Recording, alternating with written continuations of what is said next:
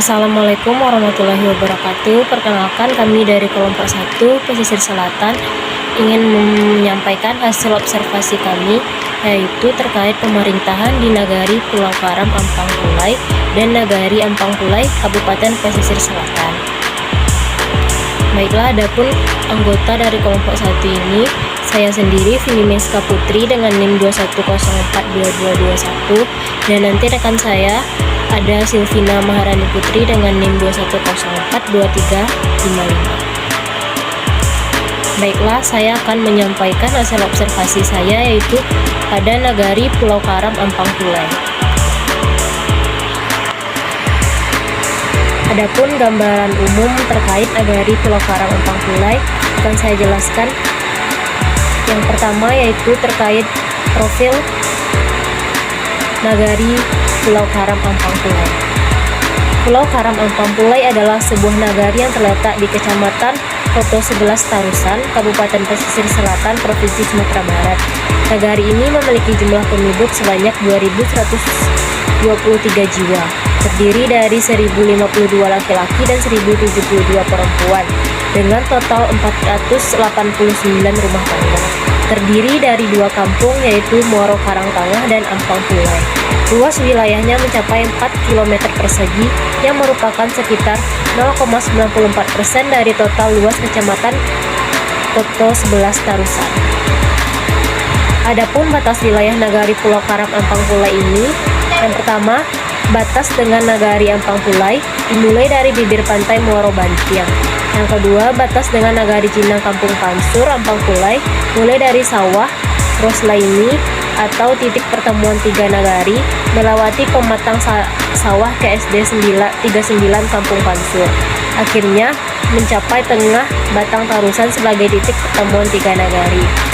Yang ketiga, batas dengan Kapuh Utara dimulai dari tengah Batang Tarusan mencapai TK 190, kemudian sejajar Olus Sake. Yang keempat, batas dengan Nagari Kapuh dimulai dari titik tengah Batang Tarusan melanjutkan ke TK 100 menuju bibir pantai Muaro Bantiang. Yang kelima, batas dengan Samudra Hindia dimulai dari bibir pantai Muaro Bantiang menuju timur laut dekat pagar rumah Bu Ismawati Tanah Suryani. Selanjutnya, peta perbatasan wilayah Nagari Pulau Karam Ampang Pulai. Beginilah bentuk gambaran perbatasan wilayah Nagari Ampang Pulai. Nagari Pulau Karam Ampang Pulai. Selanjutnya, struktur organisasi pemerintahan Pulau Karam Ampang Pulai. Adapun nama para pegawai di Wali Nagari Ampang Pulai. Yang pertama, Bapak Afridal sebagai Wali Nagari, namun saat ini digantikan karena Bapak Afridal ini mengundurkan diri sebagai caleg pada tahun 2024 kemarin. Selanjutnya ada Nurista, Sekretaris Nagari, ada Andi Lisma sebagai Kepala Seksi Pemerintahan, dan saya Sri Mardoni sebagai Kepala Seksi Kesejahteraan dan Pelayanan, dan Sri Wahyuni, Kepala Urusan Tata Usaha dan Umum, Anissa Putri, Kepala Urusan Perencanaan dan Keuangan, serta Yulia Safitri, Kaur Keuangan. Selanjutnya saya akan membacakan kajian teori terkait kepemimpinan. Yang pertama, pengertian kepemimpinan. Kepemimpinan adalah suatu kemampuan yang melekat pada diri seseorang yang memimpin, yang tergantung dari macam-macam faktor, baik faktor internal maupun faktor eksternal. Kepemimpinan adalah keterampilan dan kemampuan seseorang mengaruhi perilaku orang lain, baik yang kedudukannya lebih tinggi maupun yang lebih rendah daripadanya, dalam berpikir dan bertindak agar perilaku yang semula mungkin individualistik dan egosentrik berubah menjadi perilaku organisasional. Selanjutnya ada teori kepemimpinan. Yang pertama yaitu teori genetis menyatakan bahwa pemimpin sejati tidak diciptakan, melainkan lahir dengan bakat-bakat alami yang luar biasa sejak awal kehidupannya. Dia ditakdirkan untuk menjadi pemimpin dalam berbagai situasi dan kondisi yang menunjukkan bahwa ada sesuatu yang khusus dalam dirinya. Yang kedua, teori sosial atau lawan teori genetis menyatakan pemimpin bukanlah seseorang yang lahir secara instan. Mereka harus disiapkan, dididik, dan dibentuk melalui proses yang panjang dan sistematis. Dalam hal ini, setiap orang memiliki potensi untuk menjadi pemimpin jika mereka siap menginvestasikan waktu dan energi pada penyiapan dan pendidikan, serta dipenuhi oleh kemauan sendiri untuk mencapai tujuan tersebut. Yang ketiga, teori ekologis atau sintetis muncul sebagai reaksi dari kedua teori tersebut terdahulu, menyatakan bahwa seseorang akan sukses menjadi pemimpin bila sejak lahirnya dia telah memiliki bakat-bakat kepemimpinan, dan bakat-bakat ini sempat dikembangkan melalui pengalaman dan usaha pendidikan, juga sesuai dengan tuntunan lingkungan atau ekologisnya. Selanjutnya, tipe kepemimpinan kepala desa. Kepemimpinan regresif dapat dimaknai sebagai kepemimpinan yang berwatak autokratis. Secara teori, autokrasi berarti pemerintahan yang kekuasaan politiknya dipegang oleh satu orang. Salah satu cirinya adalah anti perubahan. Terkait dengan perubahan tata kelola baru tentang desa, baik itu musyawarah desa, usaha ekonomi bersama desa, dan lain-lain sudah pasti akan ditolak. Lalu selanjutnya, kepemimpinan konservatif involutif merupakan model kepemimpinan ini ditandai dengan hadirnya kepala desa yang bekerja apa adanya, menikmati kekuasaan dan kekayaan, serta tidak berupaya melakukan inovasi yang mengarah pada demokratisasi dan kesejahteraan rakyat. Kepemimpinan tipe ini pada umumnya hanya melaksanakan arahan dari atas, melaksanakan fungsi kepala desa secara tekstual sesuai tugas pokok dan fungsi kepala desa. Selanjutnya, kepemimpinan inovatif progresif. Kepemimpinan tipe ini ditandai dengan adanya kesadaran baru mengelola kekuasaan untuk kepentingan masyarakat banyak.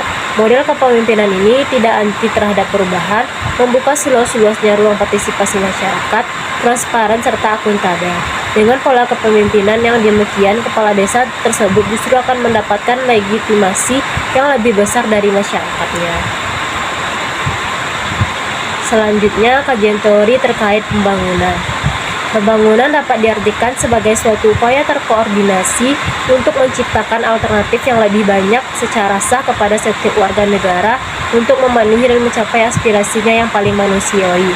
Ini disampaikan oleh Nugroho dan Othman Dahuri pada tahun 2004. Secara umum, kita dapat memberikan makna tentang pembangunan sebagai suatu proses perencanaan yang dilakukan oleh birokrat perencanaan pembangunan untuk membuat perubahan sebagai proses peningkatan kesejahteraan bagi masyarakat.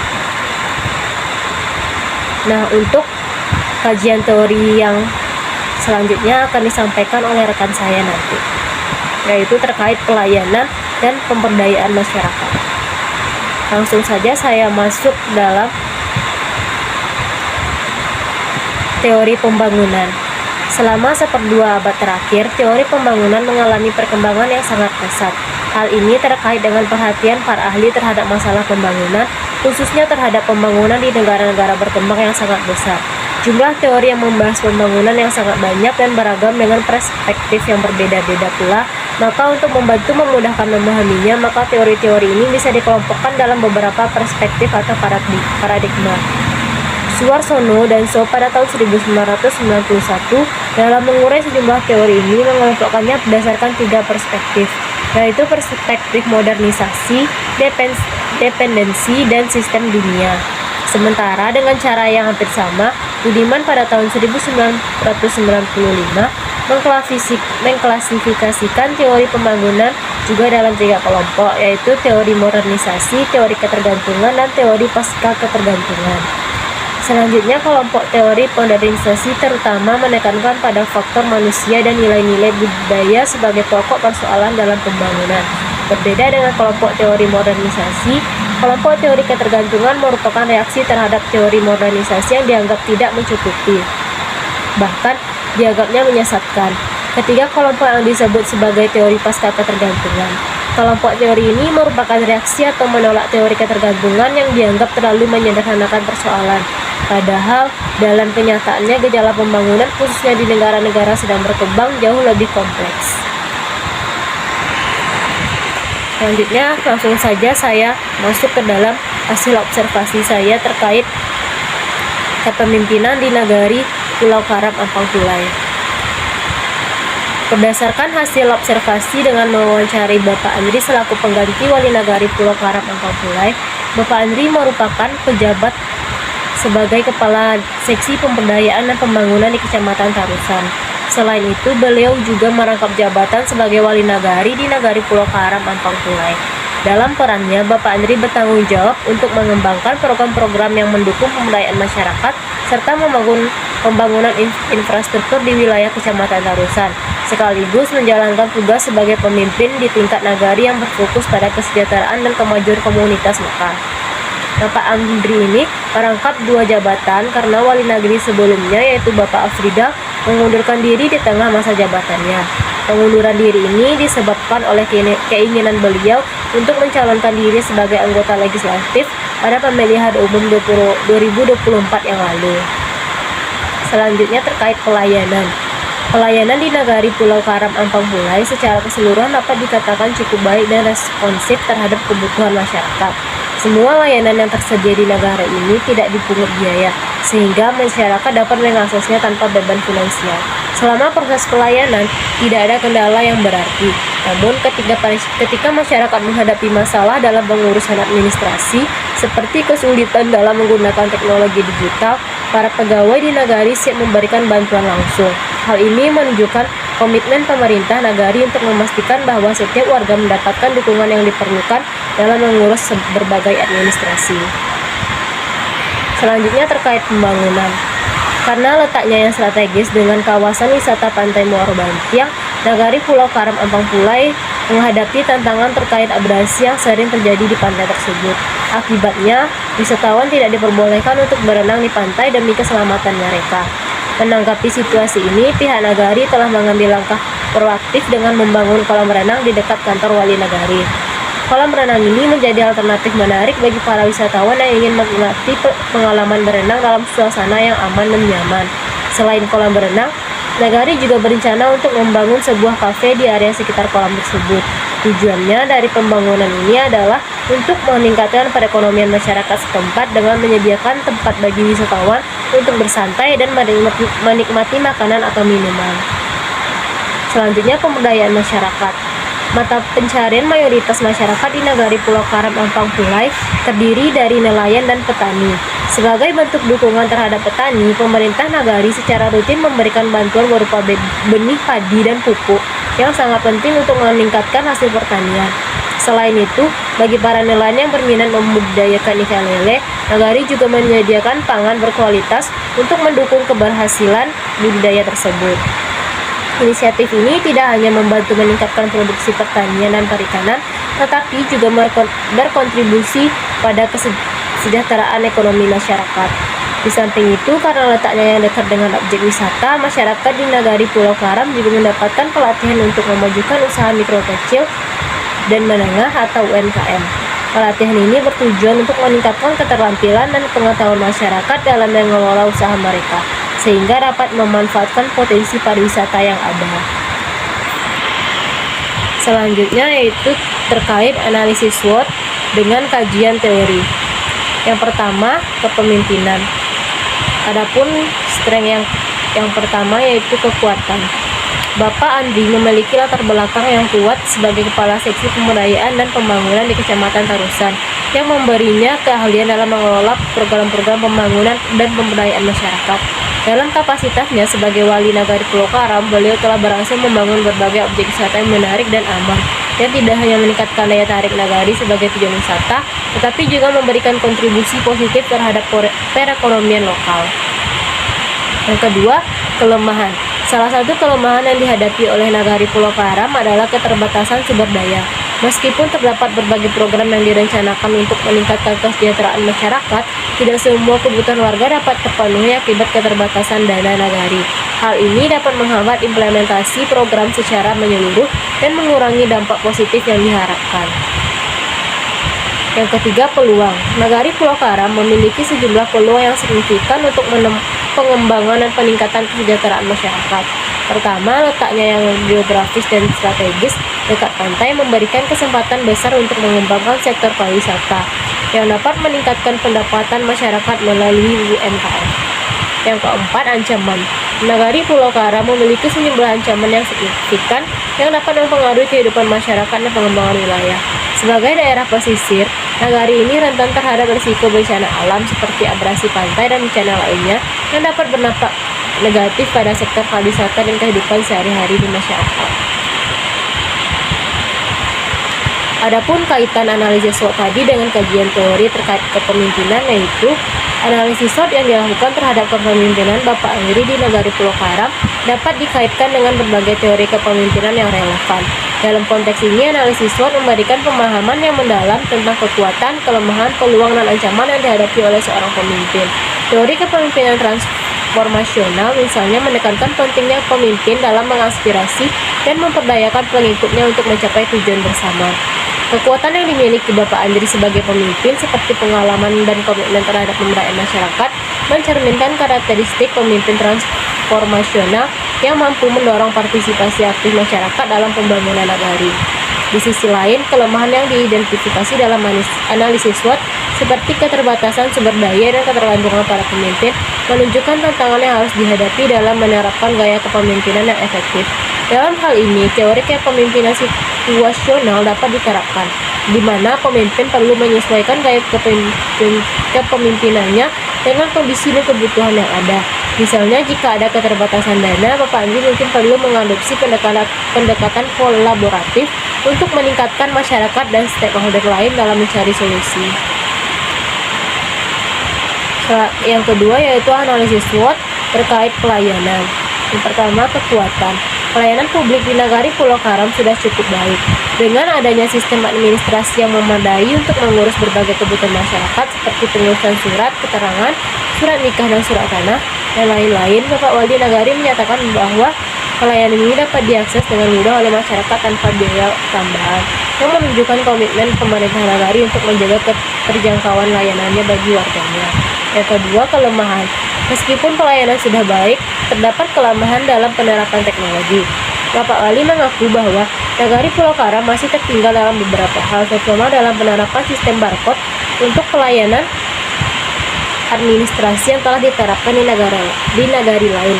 Keterlambatan ini dapat menghambat efisiensi dan transparansi dalam pelayanan publik. Selanjutnya, opportunities atau peluang.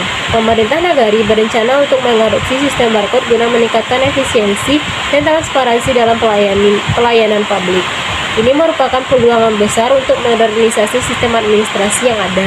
Selain itu, dengan adanya dukungan dari masyarakat melalui forum musyawarah nagari, pemerintah dapat lebih responsif terhadap kebutuhan dan harapan warga. Pelatihan bagi aparat nagari dalam pembangunan teknologi baru juga dapat menjadikan langkah positif untuk meningkatkan kualitas layanan. Selanjutnya, ancaman terhadap pelayanan publik di Nagari Pulau Karam termasuk kemungkinan perubahan kebijakan pemerintah yang dapat mempengaruhi anggaran dan sumber daya yang tersedia untuk pelayanan. Jika anggaran berkurang atau kebijakan tidak mendukung pengembangan infrastruktur administrasi, hal ini dapat menghambat upaya peningkatan kualitas pelayanan. Adapun kaitan analisis SWOT tadi dengan kajian teori, pelayanan publik di Nagari Pulau Karam menunjukkan komitmen pemerintah untuk menjaga keterjangkauan dan aksesibilitas layanan. Sejalan dengan teori pelayanan publik yang menekankan pentingnya memberikan layanan tanpa biaya tambahan. Meskipun sudah baik, terdapat kelemahan dalam penerapan teknologi yang dapat menghambat efisiensi dan transparansi, mencerminkan kebutuhan untuk berinovasi sesuai dengan teori pelayanan. Rencana pemerintah untuk mengadopsi sistem barcode dan melibatkan masyarakat dalam forum musyawarah nagari memberikan peluang untuk meningkatkan kualitas layanan. Namun, ancaman seperti perubahan kebijakan pemerintah dan persaingan dengan nagari lain menjadi yang lebih maju dalam teknologi perlu diwaspadai. Secara keseluruhan, penerapan prinsip akuntabilitas dan transparansi sangat penting untuk mencapai pelayanan publik yang berkualitas dan responsif terhadap kebutuhan. Selanjutnya, analisis SWOT terkait dengan pembangunan. Yang pertama, kekuatan. Nagari Pulau Karam memiliki letak geografis yang strategis dekat dengan kawasan wisata pantai Muaro Bantiang yang memberikan potensi besar untuk pengembangan pariwisata. Pihak Nagari telah mengambil langkah proaktif dengan membangun kolam renang di dekat kantor Wali Nagari sebagai alternatif bagi para wisatawan yang ingin menikmati pengalaman berenang dengan aman. Fasilitas ini tidak hanya meningkatkan daya tarik Nagari sebagai tujuan wisata, tetapi juga menjadikan kantor Wali Nagari lebih hidup dan ramai dikunjungi. Yang kedua, kelemahan. Meskipun terdapat inisiatif pembangunan yang positif, Nagari Pulau Karam masih menghadapi beberapa kelemahan. Salah satunya adalah tantangan terkait abrasi pantai yang dapat mengancam keberlanjutan objek wisata dan keselamatan pengunjung. Selanjutnya, peluang. Pembangunan kolam berenang dan kafe memberikan peluang besar untuk meningkatkan perekonomian lokal melalui sektor pariwisata. Dengan semakin banyaknya wisatawan yang berkunjung, masyarakat setempat dapat memanfaatkan kesempatan ini untuk membangun usaha mikro, kecil, dan menengah, atau bisa juga disebut dengan UMKM. Selanjutnya, ancaman. Ancaman terhadap pembangunan di Nagari Pulau Karam termasuk risiko bencana alam seperti abrasi pantai yang dapat mempengaruhi daya tarik wisata dan keselamatan pengunjung. Selain itu, persaingan dari destinasi wisata lain yang lebih maju dalam hal fasilitas dan promosi juga menjadi ancaman bagi Nagari Pulau Karam ini. Jika tidak ada inovasi dalam pengembangan objek wisata dan peningkatan kualitas layanan, nagari ini berpotensi kehilangan daya tariknya di mata wisatawan. Adapun kaitan analisis SWOT tadi dengan kajian teori. Pembangunan di Nagari Pulau Karam menunjukkan bahwa letak geografis yang strategis dekat dengan pantai Muaro Bantiang memberikan potensi besar untuk pengembangan pariwisata. Pembangunan kolam renang dan rencana untuk mendirikan kafe di sekitar area tersebut mencerminkan upaya pemerintah nagari untuk meningkatkan perekonomian lokal dan menarik lebih banyak wisatawan. Sejalan dengan prinsip-prinsip teori pembangunan yang menekankan peningkatan kualitas hidup masyarakat melalui pengembangan ekonomi lokal. Selanjutnya, analisis SWOT terkait pemberdayaan masyarakat. Yang pertama, kekuatan. Mata pencarian mayoritas masyarakat di Nagari Pulau Karam terdiri dari nelayan dan petani yang memberikan dasar ekonomi kuat untuk pengembangan pemberdayaan. Pemerintah nagari secara rutin memberikan bantuan berupa benih padi dan pupuk kepada petani serta pangan berkualitas untuk mendukung budidaya ikan lele bagi nelayan. Selanjutnya, kelemahan. Meskipun ada dukungan dari pemerintah nagari, terdapat kelemahan dalam pemerataan akses terhadap sumber daya dan dukungan. Tidak semua bantuan yang diberikan dapat mencukupi kebutuhan seluruh warga, sehingga masih ada tantangan dalam memastikan bahwa semua anggota masyarakat mendapatkan manfaat yang setara dari program-program pemberdayaan. Selanjutnya yaitu peluang. Nagari Pulau Karam memiliki peluang besar untuk pengembangan usaha mikro, kecil, dan menengah, terutama karena letaknya yang dekat dengan objek wisata. Pelatihan yang memberikan kepada masyarakat dalam mengelola usaha mereka dapat meningkatkan keterampilan dan pengetahuan, sehingga mereka dapat memanfaatkan potensi pariwisata yang ada. Dengan adanya dukungan dari pemerintah dan lembaga lain, masyarakat dapat mengembangkan produk lokal yang menarik bagi wisatawan, menciptakan peluang ekonomi baru. Selanjutnya, ancaman. Ancaman terhadap pemberdayaan masyarakat di Nagari Pulau Karam ini termasuk kemungkinan perubahan kebijakan pemerintah yang dapat mempengaruhi alokasi dana dan program-program pemberdayaan. Jika anggaran berkurang atau kebijakan tidak mendukung pengembangan ekonomi lokal, hal ini dapat menghambat upaya pemberdayaan yang telah direncanakan. Adapun kaitan analisis SWOT tadi dengan kajian teori. Analisis pemberdayaan di Nagari Pulau Karam menunjukkan adanya implementasi berbagai aspek teori pemberdayaan dalam praktik penerapan prinsip pengembangan sumber daya lokal dengan fokus pada sektor nelayan dan petani yang menjadi mata pencaharian utama di masyarakat. Pemberian bantuan produktif berupa benih padi, pupuk, dan pangan untuk budidaya ikan lele, serta pembentukan kelompok tani mencerminkan penerapan teori pemberdayaan kolektif yang bertujuan meningkatkan produktivitas dan kolaborasi antar warga. Assalamualaikum warahmatullahi wabarakatuh. Perkenalkan, nama saya Selvina Maharini Putri dengan NIM 2104235. Di sini saya akan menjelaskan tentang laporan observasi yang telah saya lakukan untuk memenuhi tugas mata kuliah pemerintahan nagari atau desa dengan dosen pengampu Bapak Rizky Syafil SHI MSI. Baik, yang pertama saya akan menjelaskan tentang kondisi geografis Nagari Ampang-Pulai. Nagari Ampang-Pulai adalah sebuah nagari yang terletak di Kecamatan Kota 11 Tarusan, Kabupaten Pesisir Selatan, Provinsi Sumatera Barat. Berdasarkan data administrasi pemerintah nagari, jumlah penduduk yang tercatat secara administrasi yaitu 4.754 jiwa, dengan rincian penduduk berjenis kelamin laki-laki sebanyak 2.310 jiwa, sedangkan yang berjenis kelamin perempuan berjumlah 2.244 jiwa. Luas nagari kurang lebih sekitar 6 km persegi atau sekitar 1,41% dari luas wilayah kecamatan Kota 11 Tarusan. Jarak dari kantor Wali Nagari ke ibu kota kecamatan adalah 3 km, ke Painan 22 km, dan ke Kota Padang 59 km. Adapun batas wilayah Nagari Ampang Pulai yaitu sebelah utara berbatasan dengan Nagari Setara Nanggalo, sebelah selatan berbatasan dengan Nagari Samudra Indonesia, sebelah barat berbatasan dengan Nagari Cerosa Anau, dan sebelah timur berbatasan dengan Nagari Cinang Kampung Pansor. Berikut adalah peta perbatasan wilayah Nagari Ampang Pulai dan struktur organisasi pemerintahan Nagari Ampang Pulai dengan Wali Nagari bernama Afridina dan beserta jajarannya seperti tabel yang saya tampilkan di bawah ini. Selanjutnya saya akan menjelaskan tentang kajian teori. Yang pertama itu tentang pelayanan. Pengertian pelayanan adalah pelayanan publik adalah kegiatan yang diberikan oleh pemerintah atau lembaga untuk memenuhi kebutuhan masyarakat dalam rangka memenuhi kebutuhan publik baik yang bersifat administratif, sosial, dan ekonomi. Selanjutnya ada asas-asas pelayanan publik. Yang pertama itu transparansi, yaitu penyedia layanan harus memberikan informasi yang jelas dan mudah diakses mengenai prosedur, biaya, waktu yang diperlukan untuk mendapatkan pelayanan. Yang kedua ada akuntabilitas, yaitu penyelenggara pelayanan harus menjelaskan bagaimana keputusan yang dibuat dan bagaimana anggaran yang digunakan dalam kegiatan pelayanan. Yang ketiga ada kondisional, yaitu pelayanan harus disesuaikan dengan kondisi sosial, ekonomi, dan budaya yang ada. Selanjutnya ada partisipatif, untuk memastikan bahwa pelayanan yang diberikan sesuai dengan kebutuhan dan harapan mereka. Dan yang selanjutnya ada kesamaan hak, yaitu setiap warga negara harus memiliki akses yang sama terhadap pelayanan yang disediakan oleh pemerintahan. Yang selanjutnya itu ada jenis-jenis pelayanan. Jenis-jenis pelayanan itu terbagi 3. Yang pertama pelayanan administratif, mencakup berbagai jenis dokumen resmi yang diperlukan oleh masyarakat seperti KTP, SIM, paspor, dan lainnya, bertujuan untuk memenuhi kebutuhan administrasi pribadi dan legalitas hukum bagi masyarakat. Yang kedua pelayanan barang, yaitu penyediaan barang atau infrastruktur yang dibutuhkan masyarakat seperti air bersih, listrik, dan transportasi umum. Dan selanjutnya ada pelayanan jasa, yaitu mencakup sektor-sektor yang menyediakan pelayanan berbentuk jasa seperti pendidikan, kesehatan, dan keamanan. Selanjutnya ada kualitas pelayanan publik. Kualitas pelayanan publik dapat diukur melalui beberapa dimensi penting. Menurut Zaitamel dan Parasuraman, terdapat 5 dimensi utama yang mempengaruhi persepsi masyarakat terhadap kualitas pelayanan, yaitu kendala, daya tanggap, jaminan, empati, dan bukti fisik.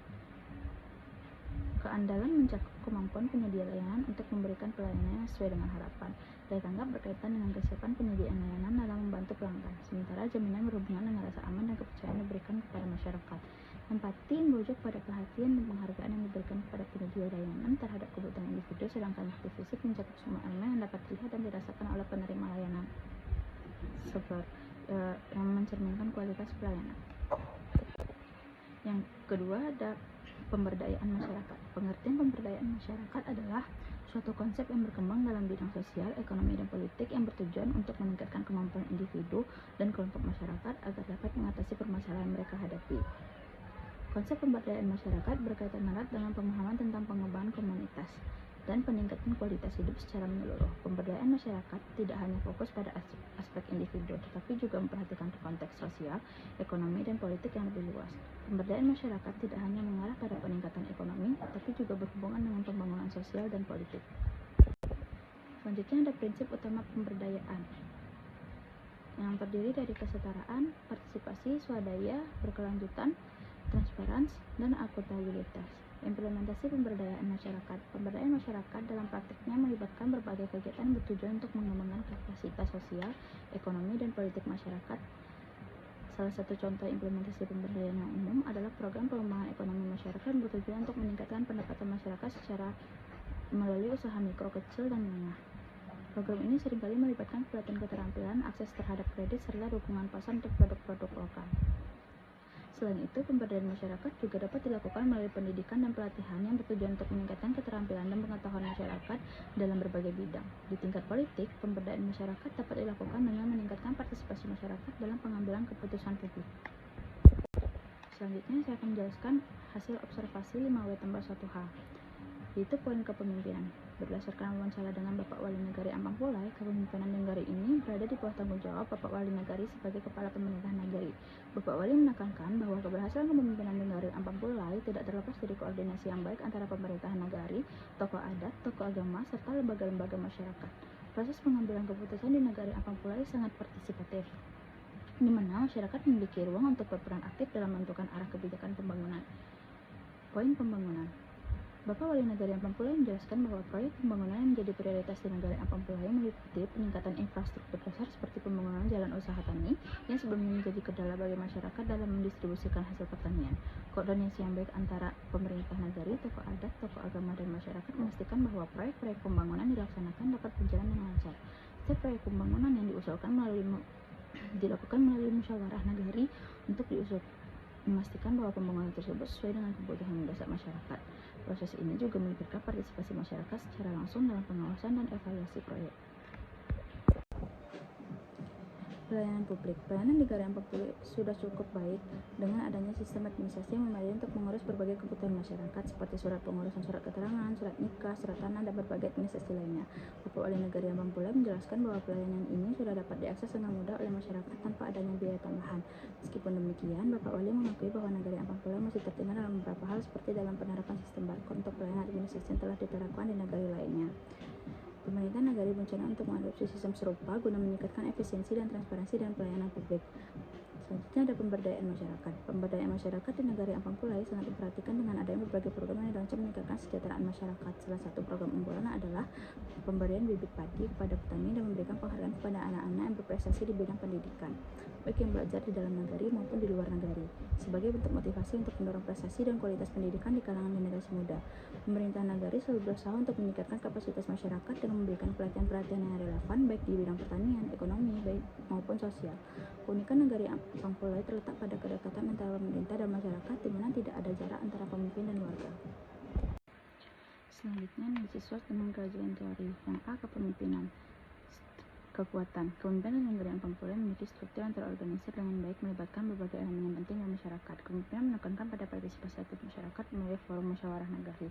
Koordinasi yang baik antar lembaga memungkinkan tercapai keputusan yang tepat sasaran. Kelemahan. Salah satu tantangan adalah kepemimpinan di Nagari Ampang Pulai adalah keterbatasan anggaran yang dapat menghambat pelaksanaan dan prioritas. Selain itu, kurangnya sistem teknologi informasi yang terintegrasi seperti penggunaan barcode dalam pelayanan administrasi. Peluang. Keberadaan budaya lokal yang menekankan pada musyawarah dan mufakat dapat menjadi peluang besar untuk menciptakan solusi yang inklusif, menyatukan berbagai kelompok masyarakat untuk bersama-sama merencanakan dan mengelola pembangunan. Peluang ini semakin besar dengan adanya lembaga-lembaga masyarakat yang mendukung seperti LPMN dan Karang Taruna. Ancaman. Meskipun ada kesepakatan melalui musyawarah, ketegangan internal antar kelompok musyawarah yang merasa kurang diperhatikan bisa menjadi ancaman dan ketergantungan pada anggaran yang terbatas dan perubahan regulasi dari pemerintah pusat bisa mempengaruhi berkelanjutan program pembangunan. Kaitan analisis SWOT dengan kajian teori. Kepemimpinan Nagari Ampang Pulai sangat berkaitan dengan teori kepemimpinan partisipatif. Berdasarkan kajian teori dari Kurniawan, kepemimpinan publik yang baik harus mengutamakan transparansi, akuntabilitas, dan partisipasi masyarakat. Di Nagari Ampang Pulai, prinsip-prinsip ini diterapkan melalui forum musyawarah yang memungkinkan partisipasi aktif dari masyarakat dalam setiap tahap perencanaan dan evaluasi program. Kepemimpinan juga sesuai dengan konsep pemberdayaan masyarakat menurut Narayan yang menekankan pada pemberdayaan individu dan kelompok masyarakat melalui proses pengambilan keputusan yang inklusif dan partisipatif. Analisis SWOT dengan kajian teori yang poin pembangunan. Kekuatan. Pengembangan pembangunan infrastruktur di Nagari Ampang Pulai seperti pembangunan jalan usaha tani menunjukkan komitmen pemerintah nagari dalam meningkatkan kesejahteraan masyarakat khususnya di sektor pertanian. Selain itu, pengembangan produk lokal seperti teri selimut yang telah menembus pasar luar daerah juga menjadi kekuatan dalam memperkuat perekonomian masyarakat. Kelemahan. Salah satu kelemahan yang muncul dalam pembangunan adalah keterbatasan anggaran yang tersedia untuk program-program pembangunan yang lebih besar. Hal ini seringkali menghambat realisasi pembangunan yang lebih kompleks. Peluang. Dengan adanya kerjasama yang baik antara pemerintah nagari, tokoh adat dan tokoh agama, serta lembaga pemberdayaan masyarakat, ada peluang untuk memperluas dan meningkatkan pembangunan infrastruktur serta pemberdayaan ekonomi yang berbasis produk lokal. Dukungan dana desa dari pemerintah daerah Nagari Ampang Pulai dapat lebih memaksimalkan pembangunan yang lebih menyentuh langsung kebutuhan masyarakat. Ancaman. Salah satu ancaman utama yang dihadapi dalam ketergantungan pada dana desa dan anggaran yang terbatas. Tantangan dalam mengelola potensi produk lokal seperti teri selimut dapat terhambat oleh fluktuasi pasar atau kendala distribusi yang menghalangi produk ini untuk berkembang lebih jauh. Kaitan analisis SWOT dengan kajian teori. Pembangunan di negara yang pulai sangat erat dengan konsep pemberdayaan masyarakat yang telah dijelaskan oleh Fakudapar, yang menyatakan bahwa pemberdayaan masyarakat harus melibatkan partisipasi aktif dalam setiap proses pembangunan. Program-program pembangunan yang melibatkan proses masyarakat secara langsung seperti pembangunan jalan usaha tani dan pengembangan produk lokal mencerminkan konsep ini. Pembangunan partisipatif yang berbasis pada kebutuhan masyarakat adalah cara efektif untuk memperkuat kapasitas lokal. Namun, tantangan anggaran yang terbatas sesuai dengan teori pembangunan ekonomi yang dikemukakan oleh Todaro dan Smith yang menyatakan bahwa pembangunan ekonomi seringkali terkendala oleh keterbatasan sumber daya. Oleh karena itu, penting bagi pemerintah negara untuk memprioritaskan penggunaan dana desa dan bijak efisien agar hasil pembangunan dapat memberikan dampak maksimal bagi masyarakat. Selanjutnya ada analisis SWOT dengan kajian teori di bidang pelayanan. Kekuatan pelayanan administrasi publik di negara yang pulai telah berjalan dengan baik dengan adanya sistem administrasi yang mudah diakses oleh masyarakat tanpa biaya tambahan. Melalui forum musrenbang, masyarakat dapat memberikan umpan balik mengenai kualitas pelayanan yang memungkinkan pemerintah negara untuk terus memiliki kualitas pelayanan yang diberikan. Kelemahan, ketertinggalan dalam penerapan teknologi seperti sistem barcode untuk pelayanan administrasi menunjukkan bahwa negara yang pulai perlu melakukan inovasi untuk meningkatkan efisiensi dan transparansi dalam pelayanan publik. Implementasi sistem ini dapat membantu mempercepat proses dan meningkatkan akuntabilitas. Selanjutnya ada peluang dengan rencana untuk mengadopsi teknologi baru dalam pelayanan administrasi. Negara yang pulai memiliki peluang untuk meningkatkan efisiensi dan transparansi dalam pelayanan publik. Penggunaan teknologi juga dapat mempermudah masyarakat dan mengakses layanan dan meningkatkan kepercayaan publik terhadap pemerintah negara. Selanjutnya ada ancaman. Ketergantungan pada sistem administrasi manual yang masih digunakan dapat menjadi ancaman bagi kelancaran pelayanan, terutama jika permintaan layanan meningkat. Selain itu, keterbatasan anggaran untuk implementasi teknologi juga dapat menghambat adopsi sistem yang lebih modern. Kaitan analisis SWOT dengan kajian teori. Pelayanan publik di negara yang pulai sejalan dengan teori kualitas pelayanan publik yang dikemukakan oleh Zaignal, Parasuruman, dan Berry. Ia menyebutkan bahwa kualitas pelayanan diukur dari dimensi kendala, daya tanggap, jaminan empati, dan bukti fisik. Pemerintah negara sudah berusaha memberikan pelayanan yang andal dan responsif kepada masyarakat. Meskipun terdapat tantangan dalam teknologi dan efisiensi, implementasi teknologi dalam pelayanan administrasi juga dapat meningkatkan transparansi dan akuntabilitas sesuai dengan prinsip asas pelayanan publik yang dijelaskan oleh Kurniawan. Analisis SWOT dengan kajian teori di bidang pemberdayaan masyarakat. Kekuatan pemberdayaan masyarakat pada negara yang pulai memiliki kekuatan pada keterlibatan aktif masyarakat dalam perencanaan dan pelaksanaan program pemberdayaan. Forum musrenbang menjadi wadah bagi masyarakat untuk menyampaikan aspirasi mereka, memastikan bahwa program dilaksanakan sesuai dengan kebutuhan masyarakat. Kelemahan, keterbatasan akses terhadap pelatihan yang lebih spesifik. Meskipun pemerintah negara telah berusaha memberikan pelatihan-pelatihan, masih ada kesenjangan dalam hal pelatihan keterampilan sesuai dengan perkembangan kebutuhan pasar dan sektor ekonomi tertentu. Peluang, dukungan dana desa yang dapat digunakan untuk memperluas program-program pemberdayaan dapat dimanfaatkan untuk mendirikan pusat-pusat pelatihan, memperkuat kapasitas produksi, serta memperluas pasar untuk produksi lokal seperti teri selimut yang telah menembus pasar luar daerah. Selain itu, pengembangan produk unggulan daerah dapat membuka peluang bagi masyarakat untuk meningkatkan perekonomian mereka. Selanjutnya ada ancaman, ketergantungan masyarakat pada bantuan eksternal. Jika masyarakat terlalu bergantung pada bantuan dari pemerintah tanpa meningkatkan kapasitas internal, maka pemberdayaan dihasilkan bisa bersifat sementara dan tidak berkelanjutan. Perubahan kebijakan dari pemerintah atau pusat yang mempengaruhi alokasi dana desa atau program pemberdayaan lainnya. Kaitan analisis SWOT dengan kajian teori. Analisis SWOT pemberdayaan masyarakat di negara yang pulai sejalan dengan teori pemberdayaan masyarakat yang menekankan pada pendekatan partisipatif dan pemberdayaan berbasis kapasitas. Menurut Kaber, pemberdayaan adalah proses yang melibatkan peningkatan kemampuan masyarakat untuk mengakses sumber daya dan membuat keputusan yang lebih baik dalam kehidupan mereka. Di negara yang pulai, partisipasi aktif masyarakat dalam musrenbang dan pengambilan keputusan menunjukkan bahwa masyarakat diberdayakan untuk terlibat dalam merancang program pemberdayaan sesuai dengan kebutuhan mereka. Keberhasilan pemberdayaan di negara yang pulai juga mencerminkan konsep pemberdayaan berbasis komunitas yang dikemukakan oleh Fakudapar, di mana pemberdayaan ekonomi melalui pengembangan produk lokal seperti trisimo dapat memperkuat posisi masyarakat dan sosial ekonomi yang lebih luas. Hal ini juga didukung oleh teori pemberdayaan ekonomi yang menyatakan bahwa pemberdayaan masyarakat akan berhasil jika masyarakat lebih memiliki akses terhadap peluang ekonomi yang dapat meningkatkan kesejahteraan mereka. Dengan adanya peluang untuk memperluas pasar dan memperkenalkan produk unggulan daerah, negara yang pulai dapat memperkuat daya saing di ekonomi lokal. Namun, seperti yang dijelaskan oleh Preti, salah satu ancaman terbesar dalam pemberdayaan masyarakat adalah ketergantungan pada bantuan eksternal. Oleh karena itu, penting untuk masyarakat bahwa pemberdayaan negara yang pulai tidak hanya bergantung pada alokasi dana desa atau bantuan pemerintah, tapi juga pada upaya untuk membangun kapasitas internal masyarakat agar dapat mengelola dan mengembangkan potensi lokal secara mandiri. Hal ini juga sejalan dengan prinsip pemberdayaan bersifat berkelanjutan, di mana masyarakat tidak hanya diberdayakan untuk memenuhi kebutuhan mereka, tapi juga dilatih untuk mandiri dan mengolah sumber daya secara efisien. Baiklah, sekian dari hasil presentasi dari hasil observasi yang telah kami lakukan. Bila ada kesalahan, mohon dimaafkan. Assalamualaikum warahmatullahi wabarakatuh. Nah, adapun perbandingan antar kedua analisis dari Nagari Pulau Karam Ampang Pulai dengan Nagari Ampang Pulai. Nagari Pulau Karam Ampang Pulai dan Nagari Ampang Pulai memiliki karakteristik pemerintahan yang berbeda, namun saling melengkapi dalam upaya peningkatan kesejahteraan masyarakat. Di Nagari Pulau Karam, kepemimpinan dipegang oleh Bapak Wali Nagari yang juga menjabat sebagai Kepala Seksi Pemberdayaan dan Pembangunan di Kecamatan Tarusan. Beliau bertanggung jawab untuk mengembangkan program pemberdayaan masyarakat dan infrastruktur, serta berusaha memajukan potensi pariwisata Nagari. Sementara itu, Nagari Ampang Pulai dipimpin oleh Bapak Wali Nagari yang didukung oleh perangkat Nagari, Badan Musyawarah Nagari, dan lembaga masyarakat lainnya yang berperan aktif dalam perencanaan dan pelaksanaan program pembangunan. Dalam hal pelayanan publik, Nagari Pulau Karam telah menerapkan sistem administrasi yang baik dengan dukungan aparat Nagari yang siap membantu masyarakat dalam pengurusan administrasi tanpa biaya tambahan. Di sisi lain, Nagari Ampang Pulai juga memiliki sistem pelayanan yang memadai.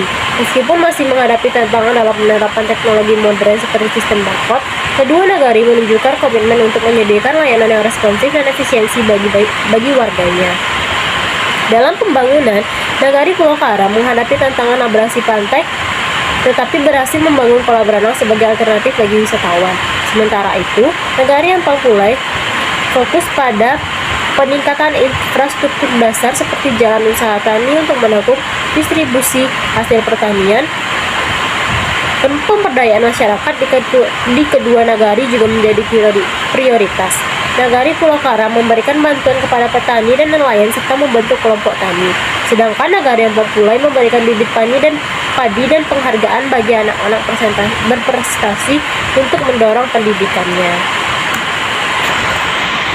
Dapat disimpulkan dari perbedaan antara kedua nagari Pulau Karam dan Ampang Pulai, yaitu meskipun terdapat perbedaan dalam struktur kepemimpinan dan fokus pembangunan antara Nagari Pulau Karam Ampang Pulai dan Nagari Ampang Pulai, keduanya menunjukkan komitmen yang kuat terhadap pelayanan publik yang baik dan pemberdayaan masyarakat. Pendekatan partisipatif di Nagari Ampang Pulai dapat menjadi model yang baik bagi Nagari Pulau Karam dalam meningkatkan keterlibatan masyarakat dalam proses pengambilan keputusan dan pembangunan. Sekian penyampaian hasil observasi dari kami. Kalau ada kata-kata yang salah, mohon dimaafkan. Wabillahi taufiq wal hidayah. Wassalamualaikum warahmatullahi wabarakatuh.